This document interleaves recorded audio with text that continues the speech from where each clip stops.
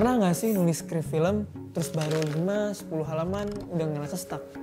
Ngerasa ceritanya garing, nggak jelas arahnya kemana. Mungkin masalahnya bukan di ide lu sebenarnya, tapi di cara lu mulai. Kenalin, gua Aldi, mahasiswa film.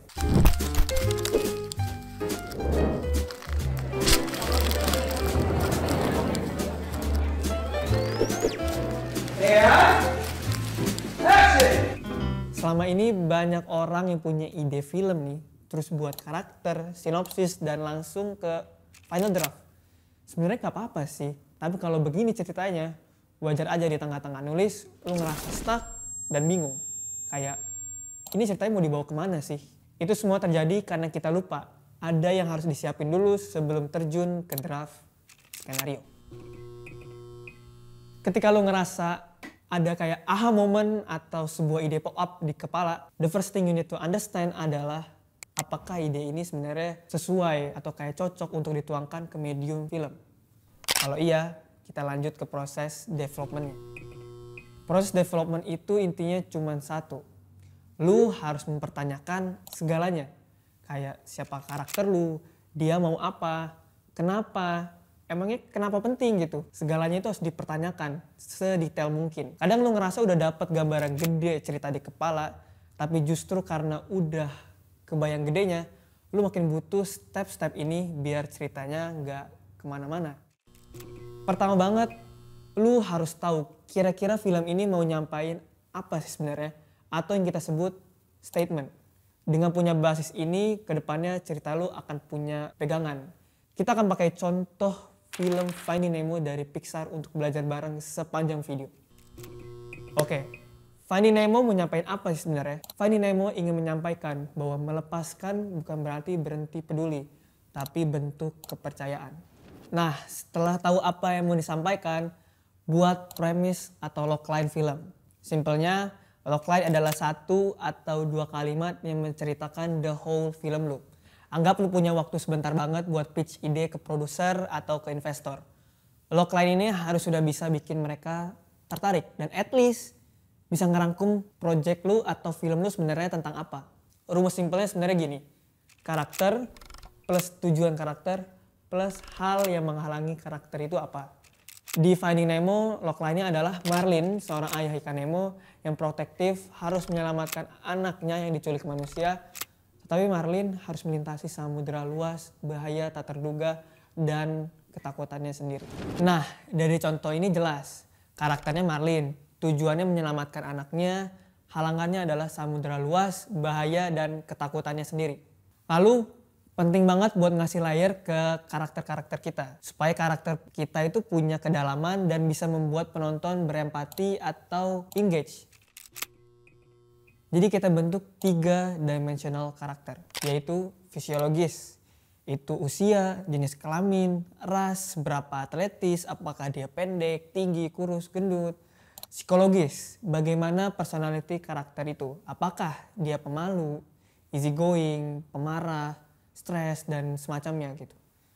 Sosiologis, status sosial, agama, edukasi, pekerjaan. Marlin, ayah dari Nemo.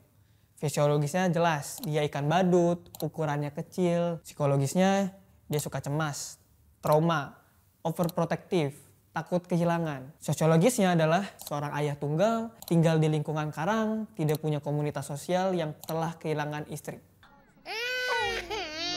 Nah, berikutnya kita bikin karakter desain kita, yaitu wants, need, goals, and the layer karakter belief. Itu apa sih? Kok kayak ribet banget gitu loh bahasa-bahasanya. Kita butuh ini semua guys untuk bikin cerita yang lebih engaging. Simpelnya gini, wants itu keinginan karakter lo. Biasanya itu lebih kelihatan gitu.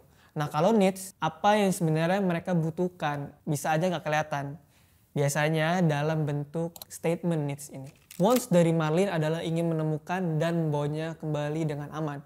Kelihatan banget dari sepanjang film tuh, maunya itu adalah untuk menemukan Nemo. Sedangkan needs atau yang diperlukan oleh Marlin adalah untuk belajar mempercayai orang lain dan membiarkan anaknya untuk tumbuh. Cerita yang banyak beredar adalah tentang karakter yang berubah dan belajar sesuatu sepanjang cerita. Contohnya adalah karakter Joy di Inside Out. Awalnya Joy percaya satu-satunya cara agar Riley bahagia adalah dengan selalu merasa senang. Tapi akhirnya Joy belajar bahwa jenis emosi lain tetap diperlukan untuk kebaikan Riley.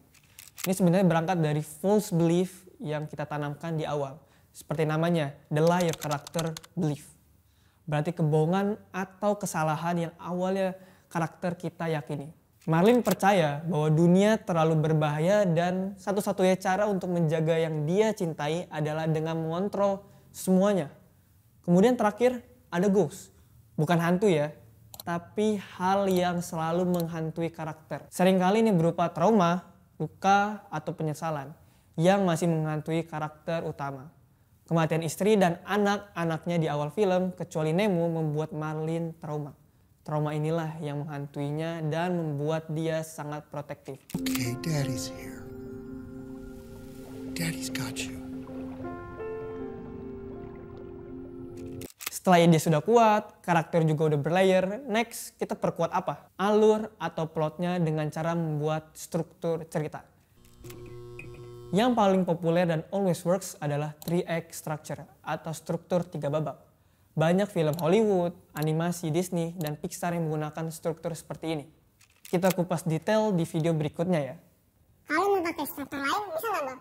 Ya bisa aja, silakan sesuaikan dengan kebutuhan kalian. Write your script atau the final game. Well, setelah semua huru hara persiapan sudah beres, here is the final game. Write your script. Tapi di sini ada tahapan yang bisa mempermudah lagi guys. Simple kok. Outline sederhana atau script treatment. Pertama, fokus buat urutan adegan dulu. Ini akan jadi dasar sebelum kita mulai nulis script. Ini berisi heading scene dan adegan, tapi tanpa dialog. Oke, jadi di sini kita bisa lihat ada contoh dari script treatment. Nah, dalam script treatment ini yang penting kita masukin dulu urutan adegannya itu apa aja dan gambaran besar adegannya tentang apa. Scene pertama nih misalnya, adegannya ada di halte bus, tempatnya outdoor, jadi eksterior. EXT itu eksterior ya. Dan waktu kejadiannya itu pagi hari, terus di bawahnya ada gambaran besar adegannya itu apa. Yaitu ada karakter Raka, usia 17 tahun, duduk di halte, dan dapat notif jangan datang ke rumah sakit. Apakah bisa berubah ketika kita nulis draft pertama? Ya tentu aja bisa, ini hanya gambaran besar guys. Lalu ada urutan berikutnya, scene 2. Lokasinya itu indoor atau interior, INT. Di rumah sakit. Waktunya siang hari, terus seperti tadi, kita tulis gambaran besar adegannya tentang apa. Setelahnya baru kita bisa mulai nulis draft skenario. Full dengan dialog. Selanjutnya kita lihat contoh ketika sudah jadi draft script. Di sini sebenarnya masih sama. Tetap ada scene heading, berisi nomor scene, interior atau eksterior, tempat scene, dan waktu kejadian. Lalu adegannya lebih didetailkan. Suasana dan keadaan tempatnya dijelasin. Nah, dari contoh kita tahu kalau keadaannya sedang hujan gerimis dan juga sepi. Informasi wardrobe juga kita tulis. Di skrip kita tahu kalau Raka itu berpakaian seragam sekolah. Dan sound yang muncul juga ditulis kalau memang ada dan perlu. Contoh dalam skrip adalah notifikasi handphone. Kemudian ada nama karakter di atas dialog mereka. Di sini kita bisa lihat karakter Raka ngomong dengan suara pelan, gua harus kesana. Terus gak jarang juga kita bisa menuliskan kira-kira transisi adegan 1 ke adegan 2 itu gimana. Yang paling umum digunakan adalah cut to. Cut to itu berfungsi untuk ngasih transisi kalau ada perubahan scene drastis, entah itu lokasi, mood, timing, dan lain-lain. Dalam skrip ini ada perubahan lokasi dan suasananya. Di adegan pertama, Raka itu sendiri dan suasananya sepi. Tempatnya juga eksterior. Sedangkan di scene 2, perubahannya itu kerasa dari setnya interior, ditambah suasananya rame dan banyak background noise. Nah, di scene 2 kita bisa lihat ada karakter lain yang diperkenalkan, yaitu seorang wanita berusia 45 tahun. Nah, setiap ada karakter baru yang diperkenalkan, tulis dalam huruf kapital dan usia mereka dalam kurung. Kelar draft 1, selamat! Kita akan lanjut revisi sampai final draft 1, final draft 2, dan 3, 4, 5, 6, dan selanjutnya. Begitu aja cara untuk nulis skrip film. Tentu ini cuma salah satu metode yang bisa lo coba. Lo bisa otak-atik, sesuaikan sama workflow lo sendiri. Next, mau bahas apa lagi nih? Jangan lupa untuk like, comment, and subscribe. Kasian guys, kita baru mulai nih.